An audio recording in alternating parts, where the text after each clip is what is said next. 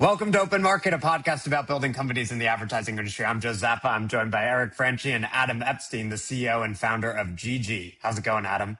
I'm doing great. Thanks for having me, guys. This is twice in 2026. I must be the only two-time 2026 guest, so I'm honored to be here. You're the only person building real agents, or maybe the only person talking about it nonstop on LinkedIn and Twitter, which earns you the distinction of being here. Real ones know, Joe. Real ones know. Eric, how's the person on this pod who can do the least number of pull-ups? What? That's you. Hold up. How many pull-ups can you do? I mean, both rotator cuffs are blown, so I don't do pull-ups. I do chin-ups, and I'll knock out sets of like 8 to 10. That's good. All right. I mean, I didn't know we were doing age-adjusted injury affirmative action on this pod, but you know, 8 to 10's not bad, I guess. No, right, he said sets. through... He said sets of 8 to 10. Yeah. Like, that's pretty good. Joe, what are you banging out on your pull-up sets? I age-adjusted, it's actually like the same. I could do like 20 chin-ups. In one set? Hmm? Good for you, man. That's great. I'm lean and mean, guys. Come on now. Yeah. I live in Miami now, okay? I'm just rolling around, just walking in the sun, doing pull-ups, playing tennis. Eric, you guys have kids. You have like actual responsibilities. I do two things: record podcasts with Eric and pull-ups. Joe, is you living in Miami now just a euphemism for you being on peptides? I am not on peptides, okay? I did this the old-fashioned way. Might be one of the only people in Miami not on peptides, but literally, no. There. It is a very observant question, because literally the first time I got lunch with like a new friend in Miami, he was like, "So what peptides are you on?" For sure. Is that right? Yeah, apparently everyone down here is on them. Huh. Adam, talk to us. You were just seen knocking out sets of effortless pull-ups in the park in a beautiful linen outfit. Talk to us about the fitness routine. So this is I was hoping to get to the how AI pilled are you in your real life. And so my fitness routine has fundamentally changed in the past few months because I now have Claude as a personal trainer. So I used to go to classes, like I used to be a CrossFit class guy, but it wasn't doing it for me anymore. And so I trained Claude to be a personal trainer in which I set monthly or bi-monthly goals, and Claude spits out a plan for me, and I just show up to the gym like a psychopath, talking to Claude, logging my weights and reps and saying like, what's next? Give me feedback. What's better form? And so I'll do a push-pull leg day with Claude at the gym, and I like to cycle when the weather is nice in Toronto, which is about 4 months of the year. So I'll do push-pull leg at the gym and cycle 3 days a week. It's awesome. So you're recording yourself and uploading the videos to Claude, and it's giving you I'm just form tweaks? Logging. Got it. I'll log, and I'll say like, I'm getting pretty tired. Like, can you like give me guidance on form for this exercise as it particularly gets heavy? Yeah, that's awesome. I heard Mark Andreessen say that an unnamed tech executive who happens to be obsessed with BJJ, not me, presumably it was Zuck, has cameras on him during his sparring sessions, and then he uploads it presumably to Claude or one of the Meta models, and then gets actual critiques on like how the match could have gone differently, what you could have gone kind of done better here, and apparently he's like obsessed with it. For sure. I think using an LLM for coaching more specifically across any facet of life is a great use of an LLM. So getting back to the question that you guys didn't ask me of how AI pilled are you and how am I using AI in my professional life. So I have scheduled tasks with Claude in which I've trained Claude to be a B2B SaaS sales coach and a executive leadership coach, in which Claude will analyze all of my emails, all of my calls, all of my messages with customers from the sales side and provide me with weekly coaching advice for sales. And then also I'll upload our company values, internal memos, and mantras of CEOs that I particularly look up to, and have Claude also provide me with weekly leadership coaching based on all of our interactions across the company. So That's an awesome idea. I think LLMs for coaching is a fantastic use of Yeah, time. I think not only is it a fantastic use of time, but I've heard from friends who have coaching businesses that it's been a huge problem for them because people are using it in this way. And basically all of the questions you would have asked like business coach like a year or 3 years ago, you can now have an LLM giving you, I would expect, very similar advice. It's also incredibly granular, and that's exactly what I think you're highlighting, Adam. Is like I use it as well for tennis and for lifting and for dieting, and I mean it gives you a level of granularity and it's sort of analyses of like your body, what you're doing, etc. That even human like professional trainer would be hard pressed to do because they're just, let's face it, they're just not going to sit there and like 24/7 like receive details about like my weight went up this like 0.6 pounds today and like whatever. And yeah, so the customizability and granularity of it is incredibly helpful. Yeah, and just giving an LLM all the context, like for a weekly leadership coaching guidance, it has all my emails, all my phone calls, every single interaction I have with Slack. So there's literally nothing that I'm doing aside from in-person meetings that I'm not covertly opening up granola to track, is the only thing that it doesn't actually get. So the degree of context is just unparalleled relative to what a coach would normally have. Okay, so that's the new thing for you with respect to AI. Because last time you came on, you were kind of blowing our minds with how you were, I guess, sort of kind of helping agencies cross the chasm into becoming kind of Sure. similarly junior AI pilled. Now it seems like thematically thus far, this has been, you're just like using it everywhere with how you work.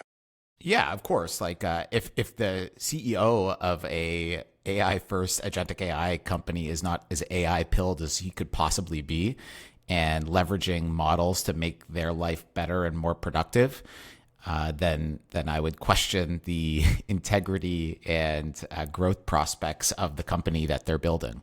You just have to be as leaned in as possible in everything that you do in order to build the best possible product, and take a lot of analogs from other verticals to your own.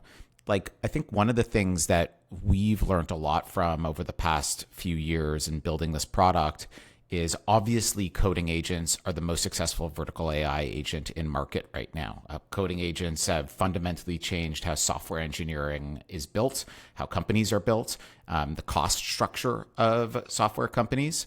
And the maturation of how coding agents has evolved is very similar to what we'd like to get to. So when coding agents, as an example, first evolved, first came to market, engineers would prompt an agent explicitly to write that specific code that they wanted to write. Now coding agents have evolved at an abstraction layer above, in which the coding agents are just given an overall problem set by the engineer, and the engineer's job is to orchestrate that and to find the ultimate outcome. The coding agents are finding the ultimate outcome from the problem set that the engineer has set up, and running background tasks with a high degree of automation.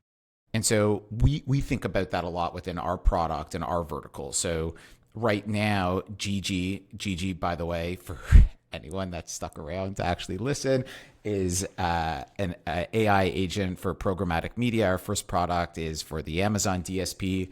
And so rather than pushing buttons in the Amazon DSP, our customers orchestrate Gigi to execute the day-to-day work and the tasks that they would normally have. And so getting back to this coaching agent example, our customers now are just prompting Gigi and assigning Gigi work in the manner that they typically used to do the work. Hey, like a simple example would be inventory exclusions for bad domains and apps that are underperforming. So rather than running an inventory report, analyzing all these campaigns and determining whether or not to block or bid down on certain inventory, you just assign that work to Gigi and Gigi automates it. But where we'd like to get to, and that's like V1 of where coding agents are, what we'd like to get to is that V2 next architecture in which you just say, this is the problem that I'm hoping to achieve. This is the goal that I'm hoping to achieve for this client. How would you execute all of the knobs and levers that you would normally have in this media channel or across a collections of media channels as we begin to expand outside of Amazon DSP in order to achieve that result? And so getting back to your initial point, Eric, if you're not looking at how other leading verticals, in particular coding agents, are evolving and how the behavior of these coding agents are evolving, and you're working in vertical AI agents for our vertical being advertising, then you're missing the evolution of what your vertical needs to be. Are there any context loading issues, Adam, for the agents in that regard? Like you were mentioning how, when in for personal productivity or fitness or whatever, like the key is getting it all of the context, Yeah. right? So how does that work for Gigi agents? Yeah. So I think this is one of the things that have allowed us to excel, and it's really resonated with our customers. So a line that I probably said about 10,000 times over the past 18 months is that with agentic AI, we no longer buy software. We hire software, we onboard it, and we train it like we would a team member. And so when you onboard and train a team member, you provide them with a bunch of docs and a bunch of collateral and a bunch of artifacts that allow you to customize that team member to your company, or your agency, or your brand. That team member is given a set of collateral about the client itself and about the brand itself. And so one of the things that I think has been particularly formative in allowing us to excel is we give our customers, primarily agencies, the tools to do exactly that. So whether it be setting agentic operating procedures for how they name orders, line items, creative, and audiences, or how they build out line items strategically across inventory types or audiences, or whether it be advertiser context. So for every advertiser that an agency onboards, we basically get them to put an always on media brief in our app. So now Gigi becomes immediately personalized to that agency, as well as being immediately personalized to the advertiser anytime it's working on that advertiser. And what we'd like to get to is a next iteration of that is those are all human-directed context. And so the human, like us, we're listening to calls with customers, we're having meetings with customers, and we're extracting all of this subjective and sometimes objective metrics on customer desires and needs. But what we'd like to get to is start to run background tasks and have almost brand and client personas, in which Gigi is providing a degree of intelligence on everything that's going on with that brand that a human would never be able to do, because a human is never able to analyze all of that data and upload that in a contextually relevant way to execute on a go-forward basis. And that's something that really excites us, is now taking away the human contextual builders and actually having AI automate the context building so that it's more precise and accurate and more data-driven to provide better outcomes for our customers. So is it fair to say that when you talk about the AI sort of being able to generate or digest its own context, do you think that the amount of training that clients will need for agents in terms of learning how to like onboard them, do you think that will diminish over time? I think all of our AI literacy is improving. Across every single person that we work with, AI literacy has gotten significantly better. So when we first launched Gigi a little over a year ago, one of the things that we like to say is that we expect everyone to be bad at prompting, and that's our problem, not their problem. And how you prompt is ultimately the output that you're going to get from an AI agent. And so I think the prompting problem is largely solved. Like, we've been prompting now for almost 2 years. Like, people are starting to get good at prompting. People know the ways in which you should prompt to get ultimate output from an LLM. Even more so now as people are beginning to use things like Claude for more complex tasks, particularly in a work environment. People are now gaining an understanding of tool calling and context building and terms like skills. that are relevant for any vertical AI agent. So tool calling are the integrations that people have with Claude. For us, as an example, we've taken the painstaking work of integrating with basically every single API endpoint in the Amazon DSP as tools that Gigi could call. So rather than a customer pressing buttons in the Amazon DSP directly, Gigi's able to do that because it has access to all of these API endpoints. And we've also built proprietary machine learning models as tools that Gigi could call anytime Gigi is changing a bid budget or bid adjustment. So we like to say Gigi is always going to make more precise actions because invariably a human is arbitrarily deciding those numbers in the legacy environment, incumbent ways of operating. But here in our environment, Gigi's using a proprietary ML model. And so I say all that because these concepts like tool calling, skills, context building, and even prompting are now terms and skills that people are just colloquially using in their day-to-day life. And so I think the work that we need to do to level up people on how to execute on an AI agent has dramatically lessened. The education that we need to provide is dramatically lessened. And the other thing that I'd say is, as we begin to onboard more and more agencies, one of the things that I believe to be true is AI adoption is a proxy for how passionate you are about your job.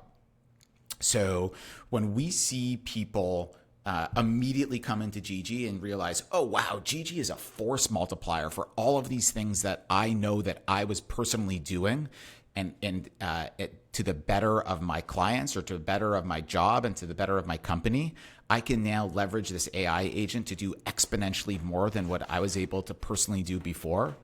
That is so profoundly impactful for people that really love their job and want to be excellent. And it's a real good self-selector for leadership because the inverse of that is also true. If Gigi's capabilities now actually illuminate the actions that you were not taking on the benefit of your client to the benefit of being better at your job and better at your company, well, your hesitance towards adopting AI is likely a signal that you weren't doing the things that you want an AI agent to profoundly execute on in an exponentially more productive way anyways. And so you see now the AI education, AI proficiency, AI adoption really augments the best people, and it self-selects for leadership the type of people that they want to really lean into within their company. So part of it is you're improving the product over time, context building, baking it in, et cetera, which is making it easier for the clients to onboard Gigi as an agent. But then also people are getting more used to using this technology. So of course that's going to close the gap over time. Part of what I'm getting at is you wrote a great piece this week about the distinction between agentic software businesses and SaaS. So, maybe we can get deeper into that. Also, before you go off on that, I think the comment about people who are obsessed with excellence are going to love AI. I think this is very true. I think it's very interesting in coding versus marketing because I have developed and it's evolving all the time, a very ambivalent attitude about AI and marketing, where on the one hand, I use it constantly and I'm a huge proponent of it. And you and I went back and forth about this recently. And then on the other hand, I also see so many people using it so poorly, right? And doing such slop on LinkedIn that I'm now it might be a huge advantage again just to do human content because so many people are using AI poorly in this context in a way that maybe doesn't relate to coding as much as it relates to marketing. But that doesn't mean you don't use it for marketing. Again, I still use it all the time.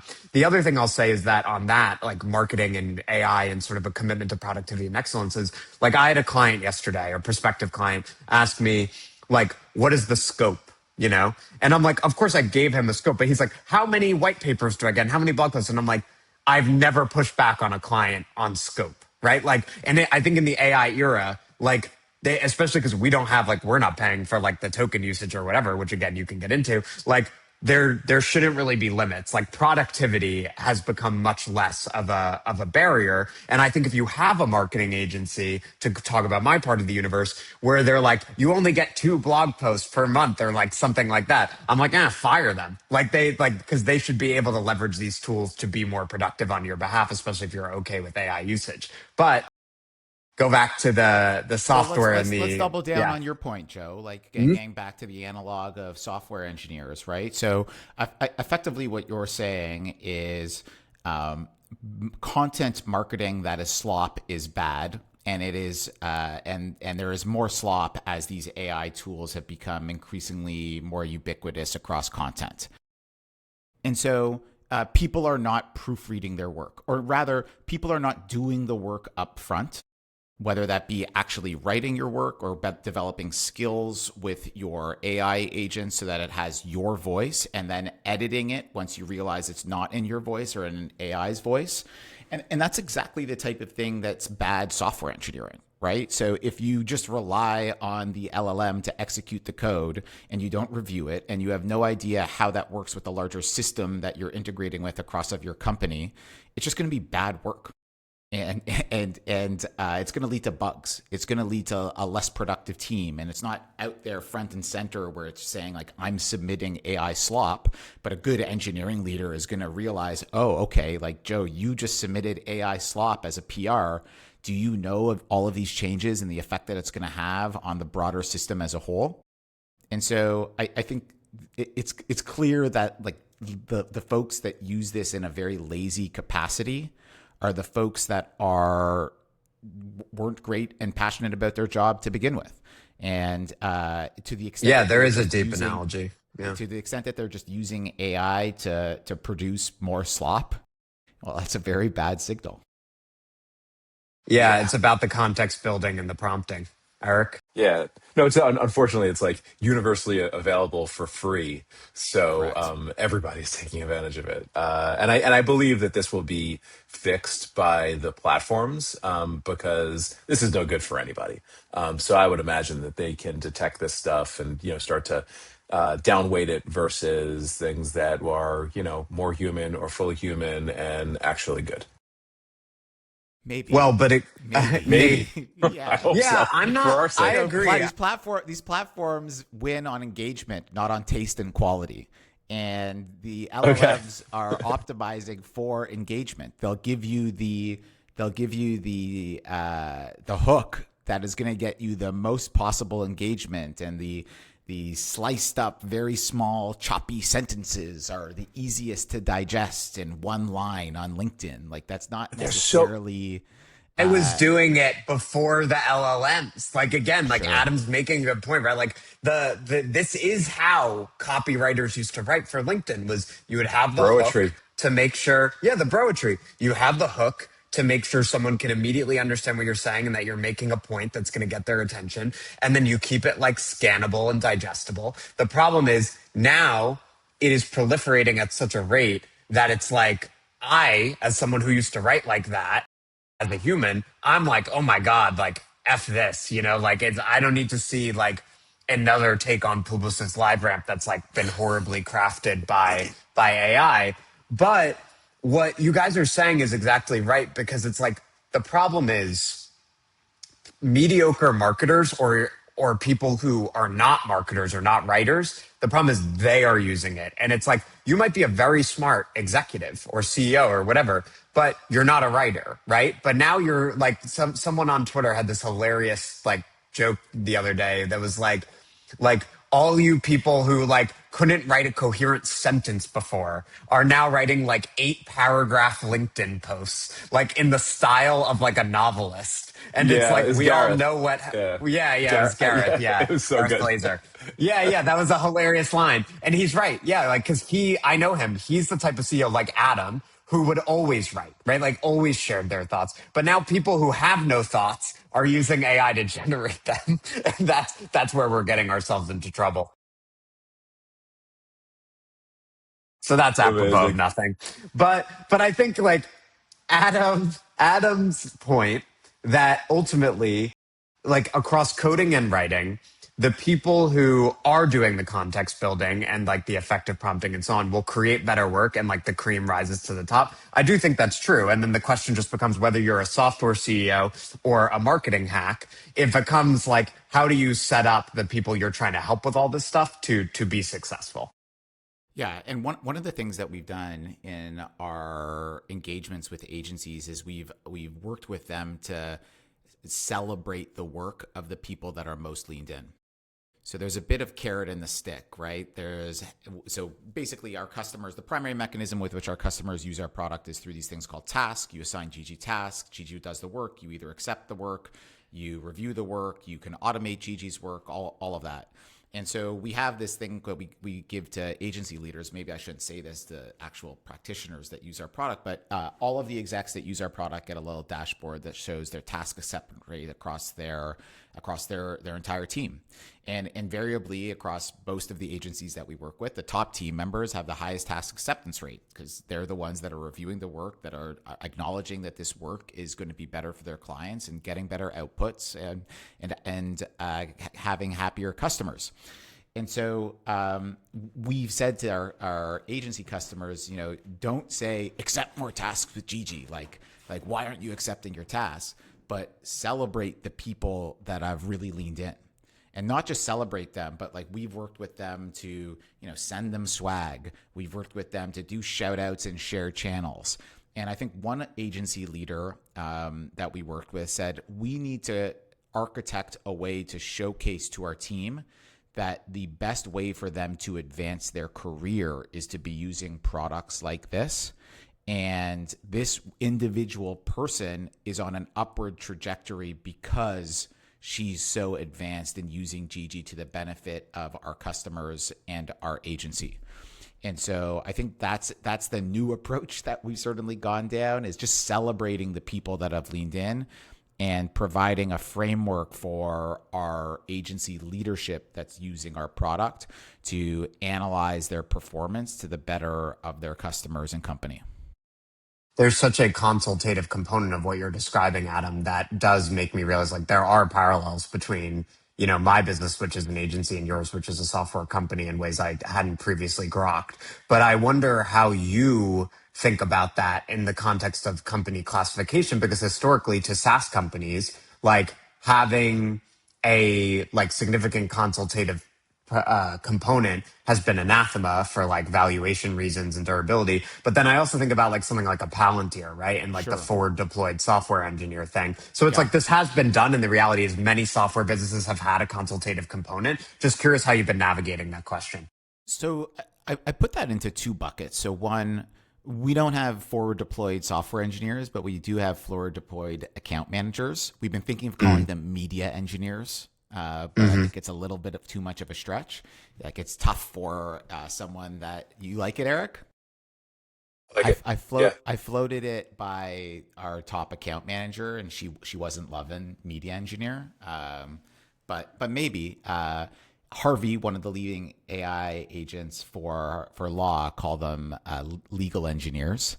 So it could work. But so we have forward deployed account managers who have deep expertise of this domain and deep expertise of the media channel that we operate in, the Amazon DSP, and they will literally sit with our customers as part of our standard 3-week onboarding and understand their current playbooks. Will literally do an audit of their work in the Amazon DSP, look at their line item and order history and understand the buttons that they're pressing.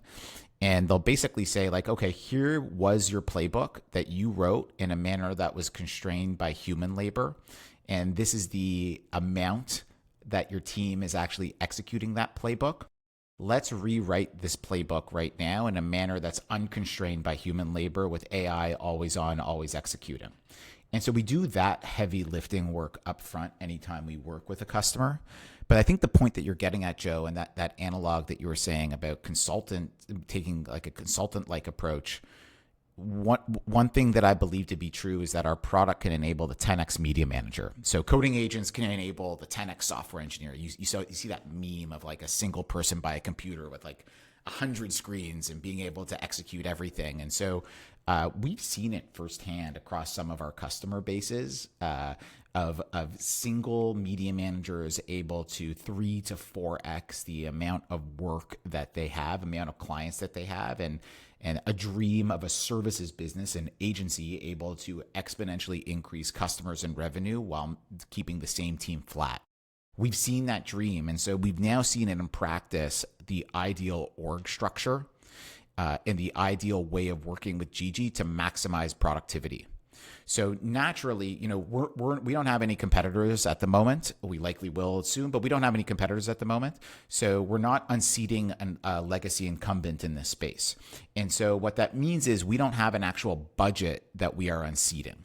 Our budget that we are unseating is the labor budget that one would allocate towards serving this media channel.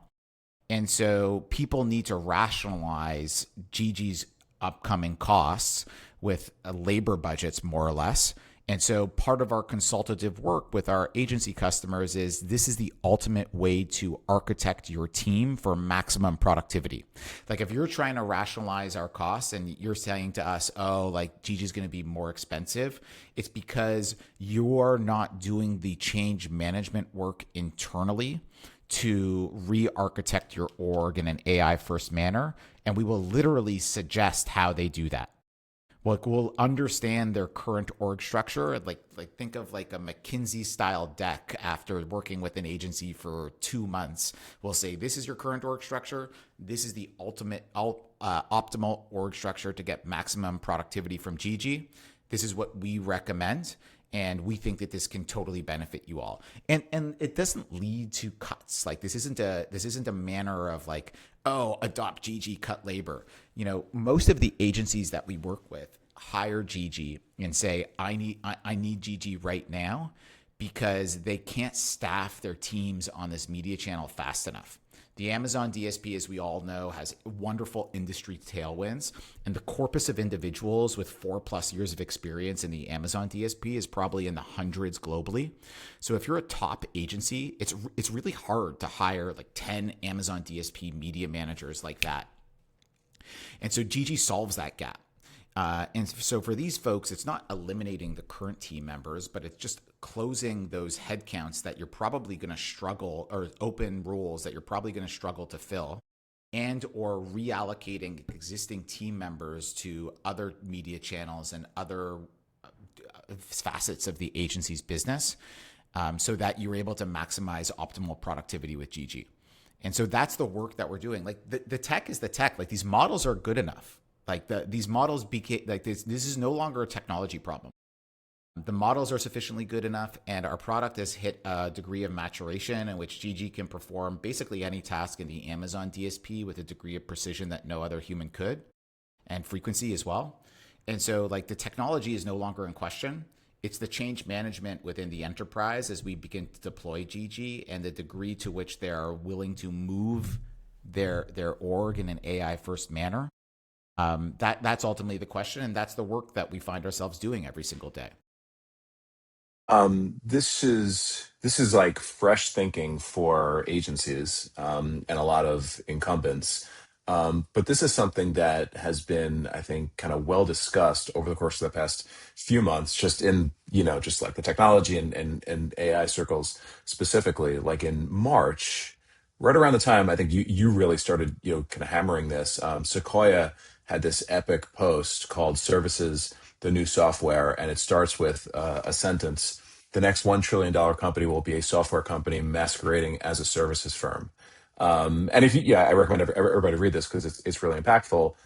You need to get to the point where you are selling the work, you're selling the outcomes, and it's so transformational and such a leap for customers that your business model is going to change, at least in the beginning. And I think everybody needs to get comfortable with that. Mm-hmm. And we've made 2 unannounced investments that kind of look like AI enabled services. Because we, outside of Gigi, we're already an investor. Because we sort of know what's coming around the bend, and if it goes right, these will be like incredible technology businesses. Yeah, I think for every agency right now, you have to act like there are a host of venture-backed, not by Aperium or maybe by Aperium. There's a host of venture-backed advertising agencies, whether it be in Amazon, whether it be coming out of YC. This is a trend in which AI-enabled services is And the promise of that is around gross margins. So Joe, I know that you wanted to talk about gross margins. And in services businesses, you've had to linearly scale heads, which is basically your COGS, to serve revenue.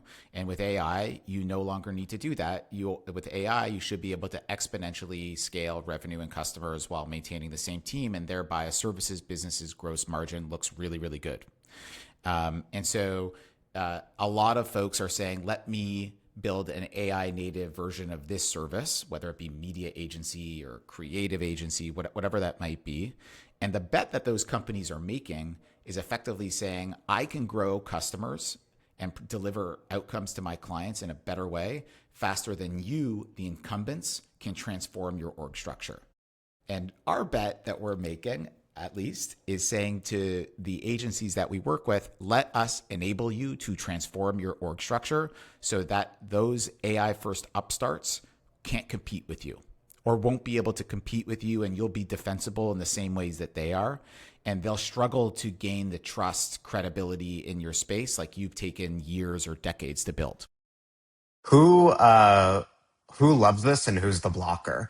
Like when I hear your pitch, I think like you're looking for like the AI pilled CEO is like the one Yes. who's going to be like, hell Yes. fucking yes. And then you probably have some really annoying like conservative middle manager who's like, I don't want to do something new, who's like, no, but what does it look like?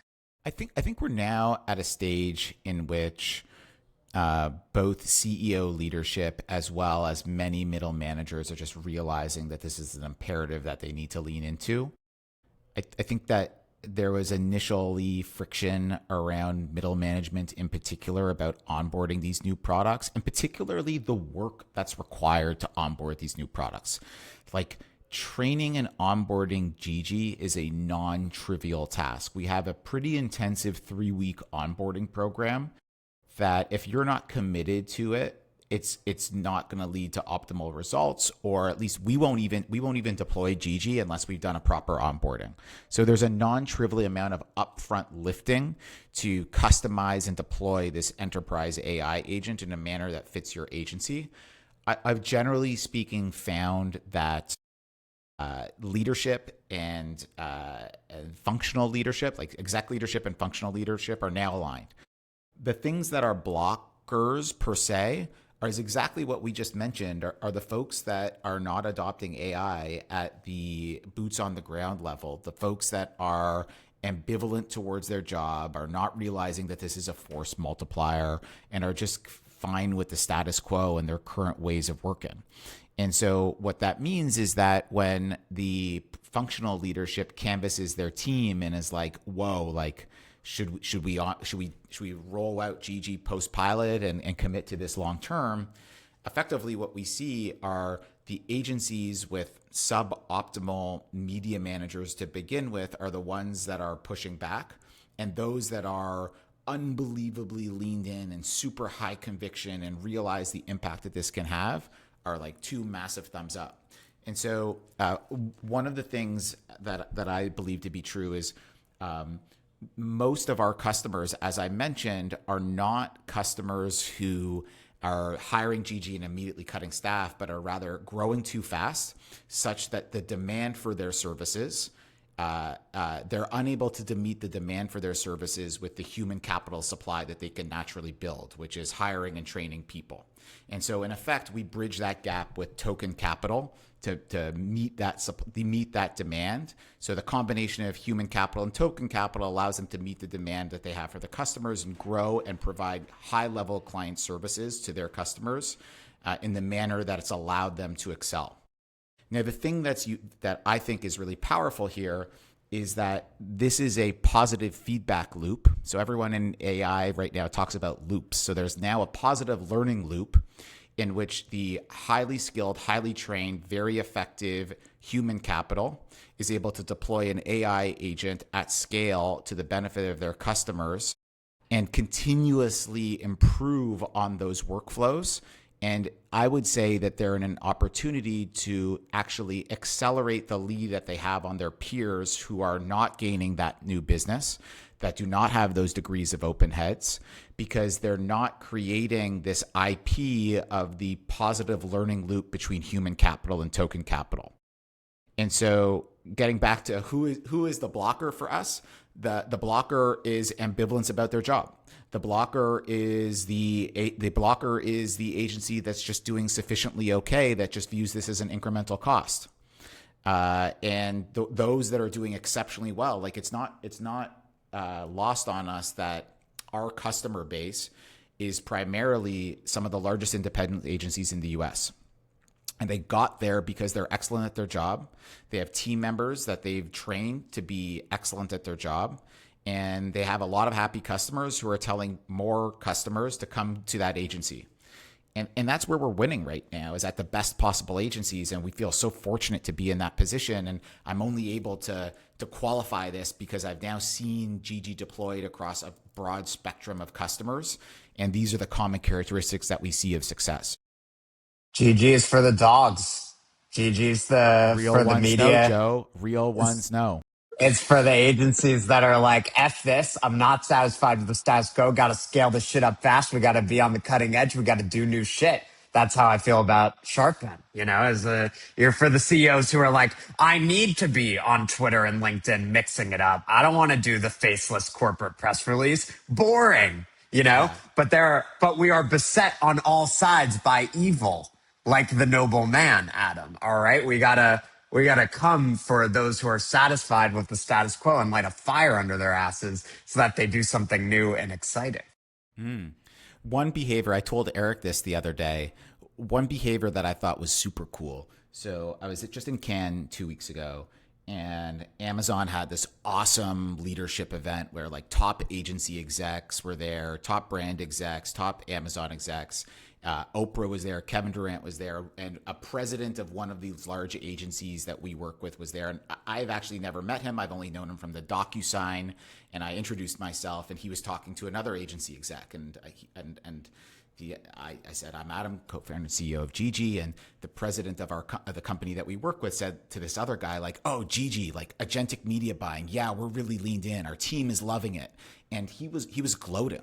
That's what I realized. Like, he was actually gloating of his agency's use of Gigi because he knows that this is the future and that they're leaning in. And they're only 3 weeks into their pilot at the time of that. It's going really well because their team members are super leaned in. They have an awesome team that holds a really high bar, and they immediately see that Gigi's a force multiplier. But I haven't seen that behavior before. It used to be me like banging on the drums of like, you need to adopt AI. And now they're gloating at their adoption of AI relative to their peers. So I thought that was really cool. Yeah, your heart must have been busting out of your chest to the extent that your buttons were probably popping. Yeah, I gave a big fist pump to Kevin Durant and dropped the mic and went home. Amazing. Let's talk about Amazon.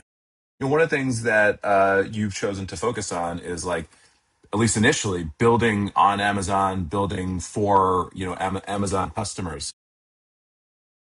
There's oftentimes, I don't know if it's controversy or what. How do you respond to that whole meme? Well, what's the controversy? Well, I think the critique is, Yeah. and I've heard this from people in the industry. They'll say they're like, and not just about Gigi, but about any company that sort of like hitches its wagon to one like tech giant, right? They're like, Sure. oh well, like, are they really vulnerable because they are focused on the Amazon DSP, and one day Amazon might just replace them or automate them out or freeze them out or whatever? Yeah, like Sure. the single platform thing. Yeah, totally. So one, we're rapidly expanding to other media channels. Amazon is our starting point. We started on Amazon for 4 reasons. One, across our 13-person team, we have over 30 years of Amazon adtech experience. 2, there's not really any competitors doing this on the Amazon DSP, whereas if we focused on more commerce or bottom of funnel ads, it's a much more competitive aspect. 3, there's a lot of great industry tailwinds on the Amazon DSP right now. I'm not sure who coined this phrase, but someone said it's great to be a barnacle on a whale.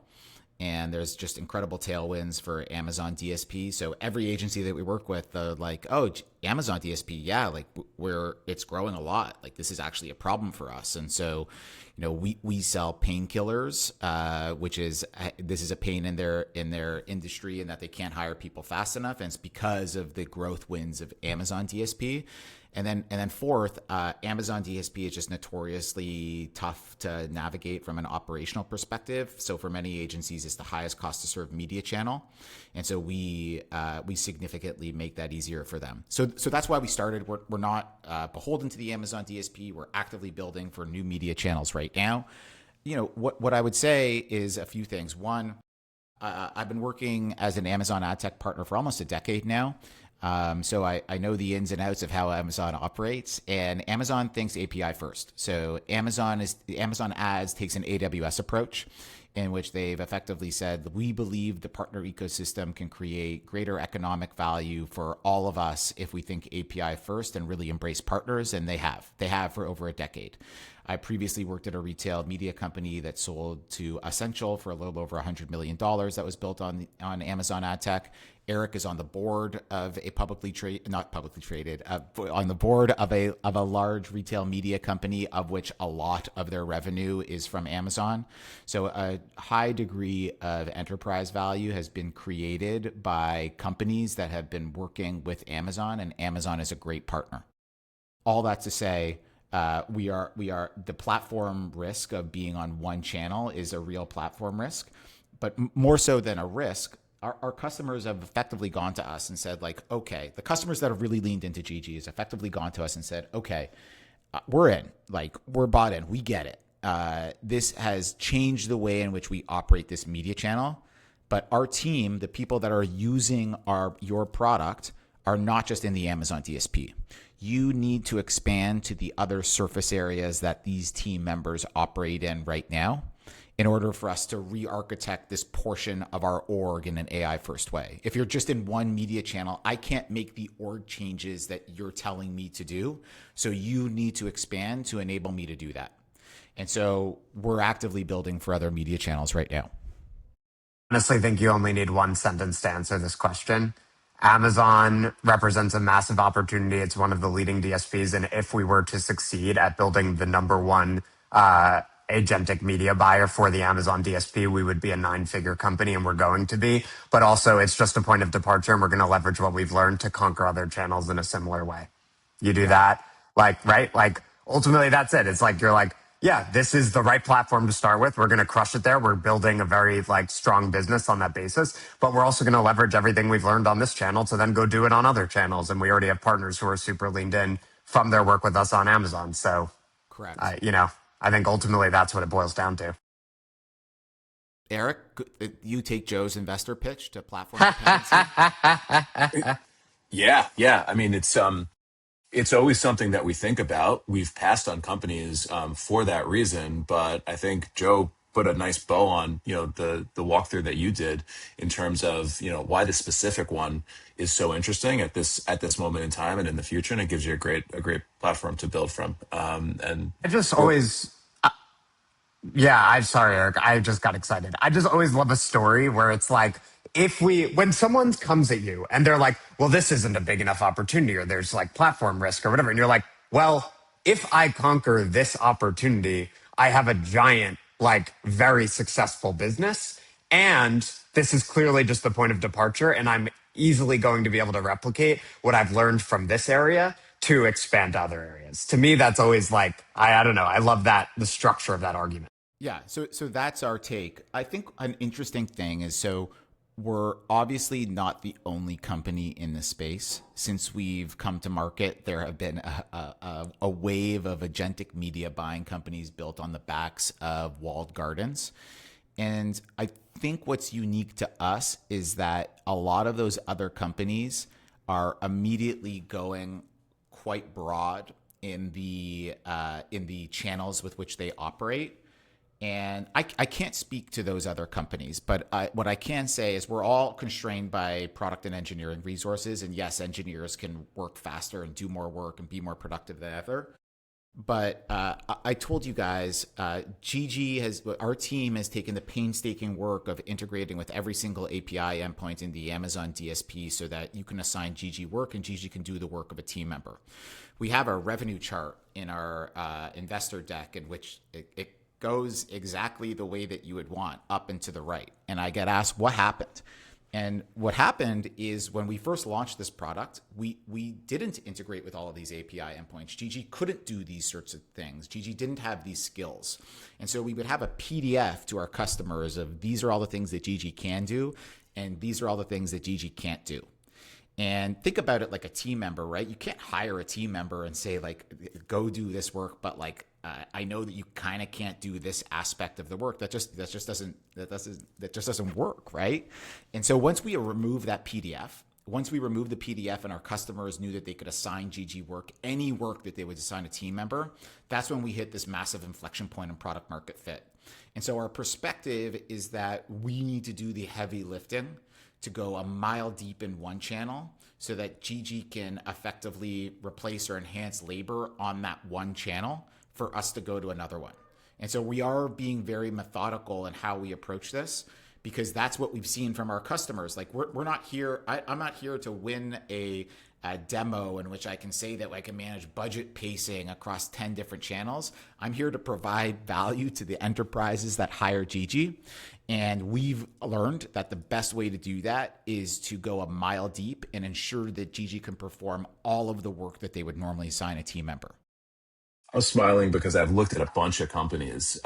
Corey on our team, Corey Farrago, who we've had on the pod, he's even created an acronym, IMPs, Integrated Marketing Platforms, just to have a word, because there is an ecosystem building. And I'm smiling because when you painted that picture, I was like, the other ones before you said it are like, kind of inch deep, mile wide, right? Because they're trying to be a layer on top of every API based platform. And to your point, it's like budget pacing today, performance optimization tomorrow, but it's like super hard to do this across, platforms that have their own, wildly varying idiosyncrasies. So it makes a lot of sense. And it's not surprising that the revenue took off. Revenue doesn't lie. Does not.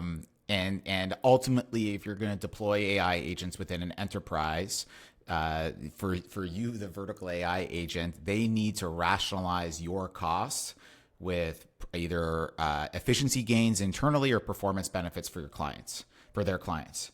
And I would, our learning at least, I can't speak to every company, but our learning at least shows that the only way to rationalize efficiency gains is if the AI agent can do all of the work that a team member would do for that media channel.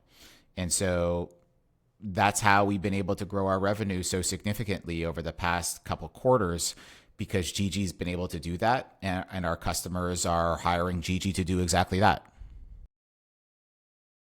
Well said. Good place to end it, I think. I agree. Adam, you bring a depth of expertise and plenty of enthusiasm, and occasionally pull ups in linens and button downs. And those are really the three things we require to be on this pod. So we thank you.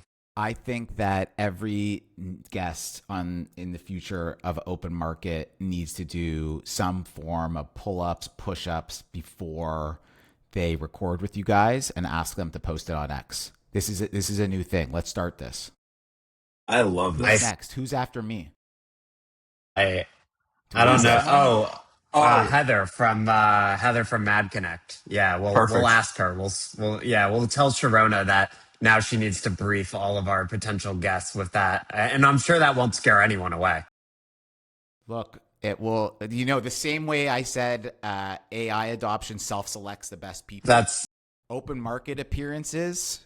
Self-select the real ones. If you can't do the pull-ups to talk to Joe and Eric, you got to do at least one pull-up. I mean, come on. At least try. Come on. Open Market is for the dogs. There you Adam, go. Where can people find you and find this clip of you doing pull-ups in your linen? I'm on X, A Epstein. I'm on LinkedIn. One thing that I've really enjoyed doing over the past 6 months is writing a weekly newsletter called Cherry Picked. It's awesome. You can go to cherrypick.gigico.ai.